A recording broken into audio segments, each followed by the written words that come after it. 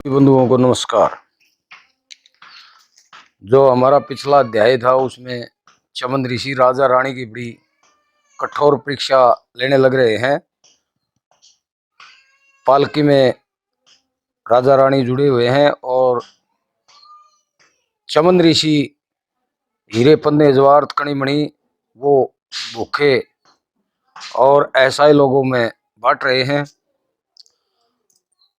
और पूरी राजधानी की परिक्रमा करने लग रहे हैं। तो राजा रानी बड़े दुखी हैं क्योंकि उनकी पूरे 49 दिन हो गए थे। 50वें दिन तो पालकी में जोड़े थे, 49 दिन हो गए थे क्योंकि 42 दिन तो चमन ऋषि सोया था, 21 दिन उस करवट और 21 दिन उस करवट और 5-6 दिन और उसने अपने अलग अलग परीक्षा लेनी चाहिए। तो 50वें दिन जब पालकी में जुड़े तो वो बिल्कुल निर्जल थे, वो कमजोर हो चुके थे और कमजोर होने के साथ साथ उन्होंने बिल्कुल ऐसा हो गया था कि दुर्बल शरीर हो गए थे, उन पे वो पालकी नहीं खींची जाए तो चाबुक लेके चमन ऋषि ने उनके कई बार चाबुक भी मारे और शरीर से रक्त बहने लग गया। तो उसके बाद चमन ऋषि सरस्वती सारी नगरी की परिक्रमा करके तो सरस्वती नदी के पास आ जाता है और सरस्वती नदी पर जब पालकी आई तो कहने लगा कि भाई राजा कुशिक से और रानी से कहा कि भाई यहाँ रोक दो पालकी को, कि महाराज यहाँ क्या और कोई सेवा हो? बोला नहीं, तुम अपनी परीक्षा में पास हुए और जो ब्रह्मा जी ने कहा था वो कथन सत्य होगा। बोले ब्रह्मा जी ने क्या कहा था? बोले ब्रह्मा जी ने जो कहा था वो बात नहीं बताता, मैं तुम्हारी भक्ति पर प्रसन्न हूँ, तुम्हारी सेवा से अति प्रसन्न हूँ, तुम एक वरदान मांग लो, जो भी तुमने मांगना मन चाहे वरदान। और राजा कुछ हाथ जोड़ के कहने लगा कि महाराज हे मुनिवर, हमें तो ये बता दीजिए कि आप हमारे घर क्यों आए। तो चमन ऋषि कहने लगे कि भाई मैं आया था जिस कारण है, मेरा वो कारण भी पूरा को नहीं होया। और बोले के कारण आए थे? पुनः निवेदन करता है तो चमन ऋषि कहने लगा कि मैं तेरा वंश मिटाने आया था। अब वंश तो मेरा वैसे मिट रहा है क्योंकि मेरा संतान नहीं है और अब तो होने की कोई उम्मीद नहीं है संतान। बोला नहीं, आपका संतान भी होगी क्योंकि ब्रह्मा जी का कथन कभी झूठा नहीं जाता, और आपका संतान होगी और तेजस्वी संतान होगी।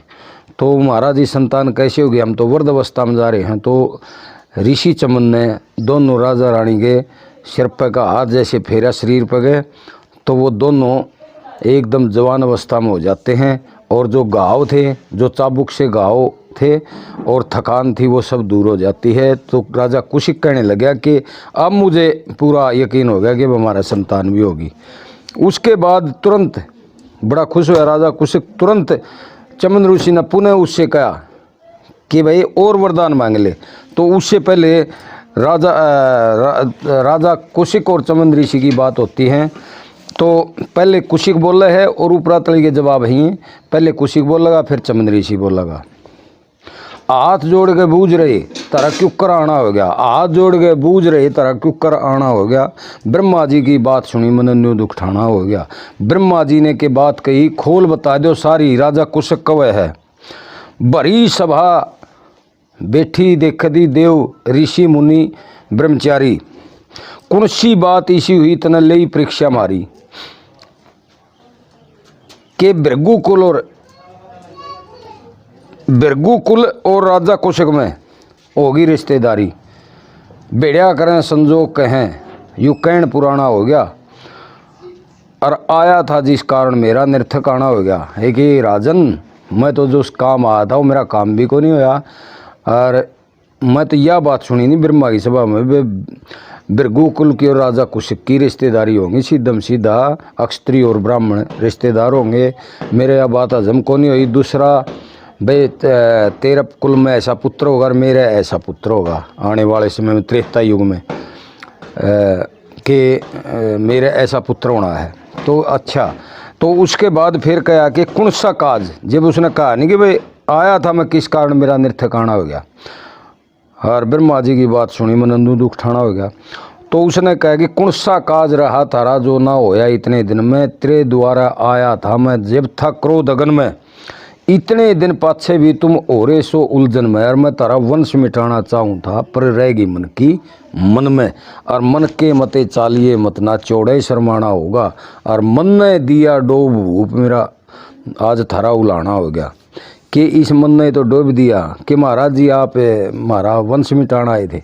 हाँ, वंश मिटाना आया था, लेकिन तुमने जो एक शक्ति और भक्ति का प्रतीक, तुम एक ऐसे दृढ़ निश्चय करके खड़े हो गए, दृढ़ संकल्प किया तुमने, और मेरी जो परीक्षा लेने आया था मैं उस पर खरे उतरे हो तुम। मैं तुम्हारे पर बहुत खुश हूँ, और मैं फिर पुनः आपसे निवेदन कर रहा हूँ कि एक बार फिर वरदान मांग लो। तो वो कहने लगे महाराज जी वरदान तो हम नहीं मांगते, आप जो सेवा बताओ, और कोई सेवा रह रही हो तो बताओ। तो मैं सभी दर्शक बंधुओं से निवेदन करता हूँ कि हमारा जो चैनल है डीडी डिवाइन, और इसको लाइक करें। हम जैसे आपको डेली का एक अध्याय जो दे रहे हैं 8-10 मिनट का, तो सब्सक्राइब करें और लाल बटन दबाएं, ताकि हमारा भी अगला हम डेली की डेली आपको देते रहें। धन्यवाद। तो आगे तो फिर तीसरी बात में कहा है कि राजा कहने लगा कि वृद्ध अवस्था होगी मारी, कि स्त्रियाँ होगी संतान, रोग दोष संताप दूर हों, तारी कर दूँ उम्र जुआन। न्यू की नू बनगी तो मारे हों पूरे अरमान। और मैं भृगु पुत्र चमन ऋषि, ना झूठी झूठी देऊँ जबान। भाई मैं भृगु पुत्र हूँ चमन, मैं कोई झूठी जबान नहीं देंदा।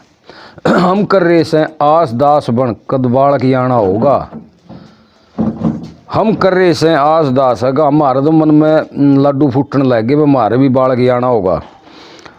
और मन चाया वर मांग लिए, मेरा कहन पुगाना होगा। बोले इसके अलावा तू एक मन चाया और मांग ले वर, क्योंकि यहाँ तो ब्रह्मा जी ने कहा था भाई उसके संतान होने, तू मन चाया वर और मांग ले।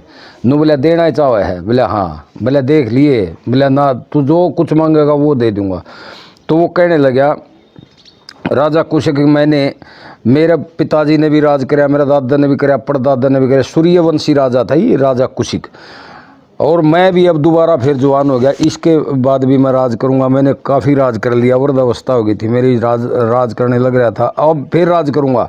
कि हे महाराज, हे चमन ऋषि, हे मुनिवर, अगर आप देना चाहते हो तो मैंने एक वरदान दे दो। क्या? कि मैंने अक्षत्री से ब्राह्मण बना दो।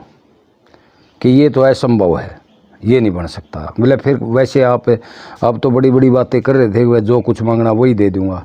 नु बोला चलो दे दूंगा, अगर आप अपने वचन से गिर रहे हो। कि ना, वचन से नहीं गिर रहा, तू ब्राह्मण होगा, तेरे को वरदान दे दिया, तू ब्राह्मण होगा तीसरी पीढ़ी में, जो तेरा पुत्र होगा यानी पोता होगा वो पूर्ण रूप से ब्राह्मण होगा। वो राजकाज सिर पर ताज नहीं रखेगा, ना राजकाज की ताली लेगा, और वो संपूर्ण रूप से ब्राह्मण होगा। कि ठीक है। बोले अब तू कोई एक वरदान, बोले अब तेरे को एक वरदान मैं देना चाहता हूँ। खुश हो गए, और एक बात के द्वारा क्या कहा राजा कुशिक कब है, अक्षत्री से देव बना ब्राह्मण, यूँ मांग लिया वरदान। मैंने अक्षत्री से देव बना ब्राह्मण, यूँ मांग लिया वरदान, जहाँ से राजा कुशिक से कौशिक बने हैं। देखो ये हमारा जो ब्राह्मण समाज है ये बड़ा विद्वान लोगों का है, इसमें तरह तरह की भ्रांतियां हैं, लेकिन जो हमने पढ़ा है 1-2 पुस्तक से नहीं, कम से कम 4-5 पुस्तकों से पढ़ा है, उसमें सभी में यही है कि राजा कुशिक से कौशिक है। और कौशिक जो कुल का जो ऋषि है वो विश्वामित्र है। इसमें कोई संशय की बात नहीं है, ना कोई इसमें ज़्यादा बहसबाजी की बात। उसने कहा राजा कुशक ने, स्त्री से देव बना ब्राह्मण, मन मांग लिया वरदान, तीसरी पीढ़ी में हो, तीसरी पीढ़ी में थारा पुत्र होगा ब्रह्म समान, हो जा भाग सवाया मारा, हो पूरे अरमान। फिर चमन ऋषि ने बोला कुशिक से तू कौशिक हो, रह तेरे कुल की आए पहचान। कह कवल सिंह सुलचानी आले हर गुण गाना होगा, और गुरु कृष्ण चंद्र की टहल करे तो बहुत त्रिजाना होगा। तो हमारा जो बताते हैं कि ऋषि देव ने कहा कि अब आप पति पत्नी अपने घर जाओ और शिव प्रभु की आराधना करो, तुम्हारे सभी मनोरथ पूर्ण होंगे। तुम्हारा नाम इस संसार में सूर्य और चंदा की तरह विख्यात होगा, तुम्हारे नाम से गोत्र की वृद्धि होगी। और तुम्हें स्वर्ग की प्राप्ति होगी। और इतनी कहकर चमन ऋषि ने उनको आज्ञा दी कि आप युगों युगों तक ख्याति प्राप्त करते रहोगे। और मैं अगला जो हमारा अध्याय है हम बीच बीच में गए और भी देते रहेंगे कि भगत सिंह, सरदार भगत सिंह की जीवनी के ऊपर हम विचार डालेंगे शुरू से लेकर आखिरी तक। और बीच बीच में परशुराम के भी जो हमारे अध्याय हैं वो सभी को लेंगे हम, ताकि इसमें किसी को कोई संशय नहीं होना चाहिए। और मैं पुनः सभी से हाथ जोड़कर राम राम करता हूँ।